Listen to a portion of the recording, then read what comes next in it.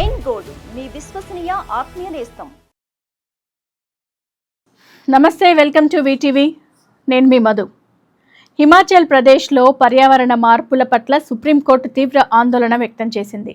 ప్రస్తుత పరిస్థితి ఇలాగే కొనసాగితే కొంచెం గాలి వీచినా రాష్ట్రము అదృశ్యమయ్యే అవకాశం ఉందని కోర్టు హెచ్చరించింది. అభివృద్ధి పనులను నియంత్రించకపోతే ఇలాగే జరుగుతుందని justice JB Pardiwala, justice R మహాదేవన్లతో కూడిన ధర్మాసనం పేర్కొంది. ఆదాయం సంపాదించడమే ముఖ్యం కాదని, పర్యావరణాన్ని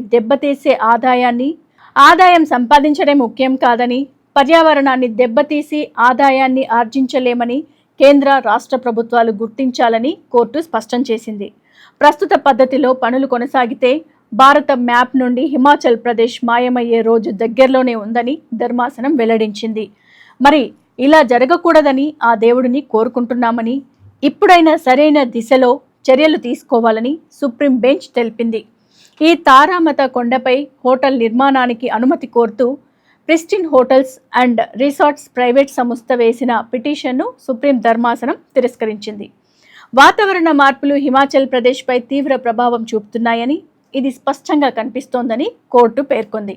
మరి హిమాచల్లో ఉష్ణోగ్రతలు పెరుగుతున్నాయని, మంచు కురిసే పరిస్థితులు మారాయని, గరిష్ట వాతావరణ పరిస్థితులు ఉంటున్నాయని కోర్టు చెప్పింది. హిమాలయ ప్రాంతంలో అనేక నదులకు జీవాధారమైన గ్లేసియర్లు త్వరగా కరుగుతున్నాయని, దీంతో అకస్మాత్తుగా వరదలు వస్తున్నాయని కోర్టు పేర్కొంది. హిమాచల్లోని బారాషిగ్రి గ్లేసియర్ క్రమంగా తగ్గిందని కోర్టు తెలిపింది. సో మరిన్ని లేటెస్ట్ అప్డేట్స్ కోసం చూస్తూనే ఉండండి వీటీవీని సబ్స్క్రైబ్ చేయండి, ఫాలో చేయండి. అలాగే మీ అమూల్యమైన సలహాలు, సూచనలు మాకు అందించండి. Keep watching VTV. నమస్తే.